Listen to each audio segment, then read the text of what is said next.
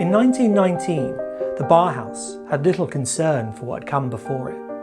A small collection of artists, designers and crafts teachers thrived at the Berlin school, choosing to throw away the familiar in favour of the alien.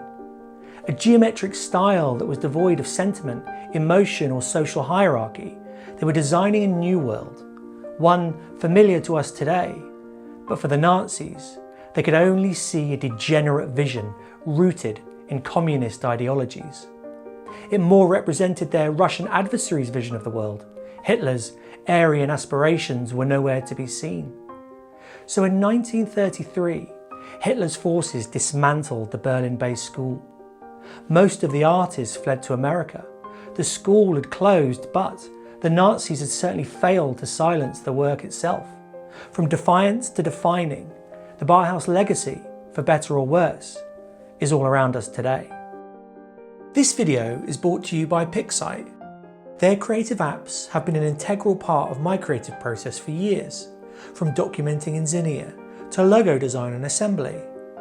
Try a creative mobile app today that's contextual to your unique creative process. Let's take a look at some of the work of 5 members of the Bauhaus, work that still feels relevant 100 years later. Number 1. The Bauhaus founder, Walter Gropius. Prior to starting the Bauhaus, Gropius rose to prominence collaborating with Hannes Meyer, designing the exterior of a shoe factory. This building pioneered the modernist building aesthetic. His ambition was to design buildings with a focus on health, a clean space for the working class. In 1913, Gropius published an article about the development of industrial buildings, which included about a dozen photographs of factories and grain elevators in North America.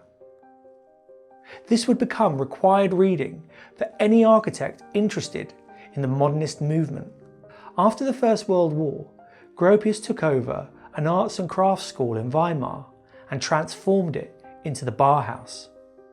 For Gropius, the Bauhaus represented an opportunity to extend beauty and quality to every home, irrespective of class or position, through well-designed, industrially produced objects. And examples of this are now familiar and globally produced, like the Bauhaus chair or the common Gropius door handle. Modernist design was but only one influence on Gropius at the time. Expressionism also had a huge impact, illustrated by his work, Monument to the March of the Dead. Gropius left the Bauhaus in 1928 and moved to Berlin. Hannes Meyer took over the role as Bauhaus director. Number 2. Abstract pioneer, Wassily Kandinsky. Kandinsky is generally credited as the pioneer of abstract art. The Russian painter and art theorist taught at the Bauhaus for 10 years from 1922 until it closed. One of the biggest influences on Kandinsky was an exhibition of paintings by Monet. The impressionistic style of Haystack showed how an object's colour could have a presence of its own, an experience independent from the object itself. Kandinsky would write that it was the haystack, the catalogue informed me. I could not recognise it. This non-recognition was painful to me. I considered that the painter had no right to paint indistinctly. I dully felt that the object of the painting was missing, and I noticed with surprise and confusion that the picture not only gripped me, but impressed on my memory. The painting took on a fairy tale power and splendour. It was during Kandinsky's time at the Bauhaus, while teaching basic design and advanced colour theory, that he became so extremely important to abstract art. There he wrote his second theoretical book, Point, Line to Plane, and he created works like Yellow, Red, Blue.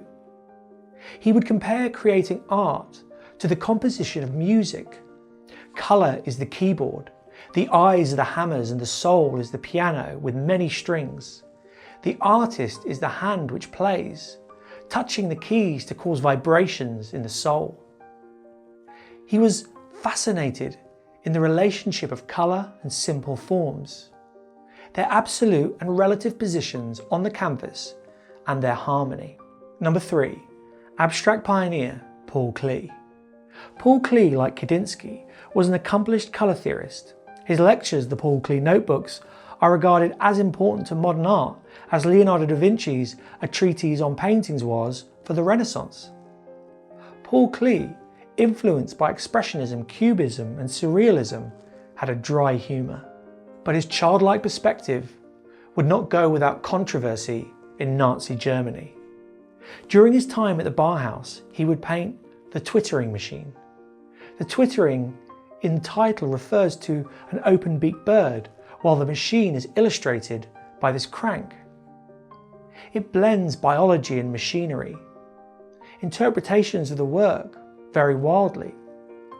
It has been perceived as a nightmarish lure for the viewers, or a depiction of the helplessness of the artist, but also a triumph of nature over mechanical pursuits.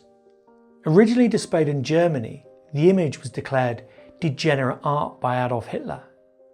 It was finally sold to an art dealer in 1933 by the Nazi Party, and it then made its way to New York. It now sits among the more famous images in the New York Museum of Modern Art. Number 4. Oskar Schlemmer. Schlemmer was invited to Weimar by Walter Gropius to run the mural, painting and sculpture departments at the Bauhaus School. Soon the combination of the Bauhaus influence and his preoccupation with theatre would produce his most important work. Schlemmer would become known internationally after the premiere of his ballet in Stuttgart. Viewers watched in amazement as actors were transformed into geometric representations of the human body in what he described as a party of form and colour. So after that, he changed roles within the Bauhaus to the master of form in the theatre workshop. Number 5. Mies van der Rohe. Finally, Ludwig Mies van der Rohe was the last director of the Bauhaus. Mies sought to establish his own particular architectural style that could represent modern times just as classical or Gothic did in their own eras. The style he created made a statement with its extreme clarity and simplicity. Mies coined the term less is more. His mature buildings made use of modern materials such as industrial steel and plate glass. He called his buildings skin and bones architecture. And that's only 5 artists from the Bauhaus. Here's a list of other artists and their work that you might have seen. If you would like me to create a separate video on some of these artists, please leave a comment and I'll get cracking. If you like content like this, please hit the like and subscribe button so you can be notified the minute we release a new video. Thanks for watching, and I'll see you again next time.